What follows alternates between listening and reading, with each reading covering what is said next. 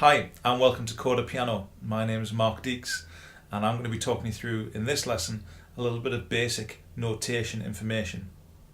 What you find with piano is one of the things that puts people off the most is the fact that not only do you have to learn how to read notation, but we have to learn how to read notation on two different clefs and read them at the same time. If you haven't come across this word clefs before, that's the name for what sometimes people just refer to as the squiggles at the start of every line. We've got a treble clef and a bass clef. Importantly, treble clef does not mean right hand and bass clef does not mean left hand, although most commonly on piano, certainly on piano music, the treble clef does end up being right hand, played by the right hand, and the bass clef does end up being played by the left hand.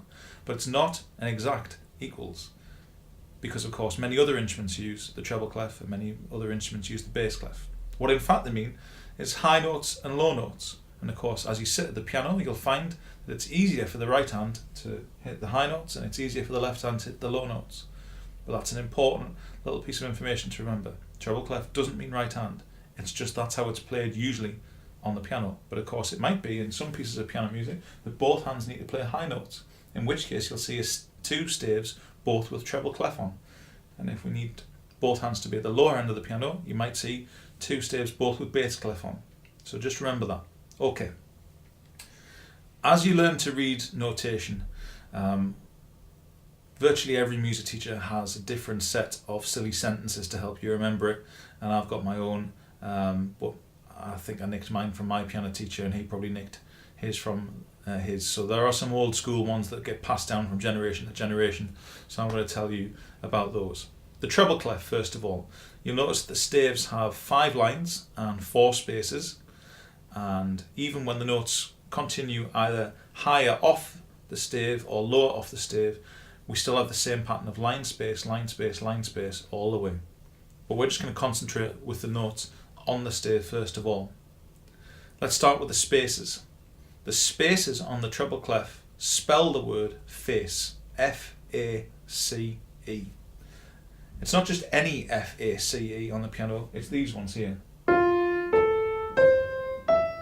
The ones just a little bit higher than middle C. So if you see notes on any of the 4 spaces on treble clef, they're the notes you need to play. F, or A, or C, or E. In between those, sprinkled in between those, we've got the 5 lines. The 5 lines E, G, B, D, and F, from lower to higher up the stave. Music notation works quite logically in that way, and the higher up the music, the higher up the stave the notes are, the higher up the piano we go. And of course on a piano, higher goes to the right, lower goes to the left. And the 5 lines on the treble clef, E, G, B, D, and F. And most people, certainly the old school way to remember those letters, were every good boy deserves various things that people use for the F. Football, food, favour. My piano teacher used to say food as fud, and that used to make me laugh when I was a kid. But every good boy deserves football was the one that I certainly settled on. E, G, B, D, F. Every good boy deserves football. It would be simple if the bass clef was the same, but unfortunately it's not, and that's what most piano players find very difficult when they're first beginning, so don't worry if you find this hard at first. The spaces on the bass clef, first of all, they have A, C, E, G, and most people remember that with all cows eat grass, A, C, E, G. Don't worry if you think this is quite childlike with having simple sentences to remember them. We all need ways to remember things, and that's as good a way as any. A, C, E, G are the spaces on the bass clef.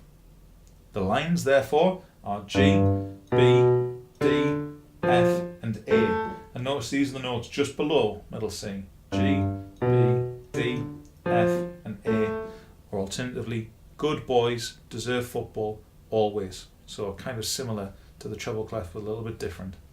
The lines in the treble clef, every good boy deserves football. The lines in the bass clef, good boys deserve football always. Takes a bit of practice. I would encourage you to pick up any kind of piece of music that you can lay your hands on, either on the internet or in your school or at home. Get someone else perhaps to point at random notes and say, what's that, what's that, what's that? And you try and get your reaction times down as short as possible, because just looking at them in order doesn't really do much more than give you the basic information. You need the notes to come at you randomly, because of course that's how they're going to in a real piece of music. So see if you can get someone to help you. Try and get your reaction times down. Maybe put a stopwatch on it if you want to make a game out of it. See if you can recognise them in 3 seconds, then change it to 2 seconds, then change it to 1, and so on. The reaction times need to be as fast as possible. Good luck, and we'll see you next time on Coda Piano.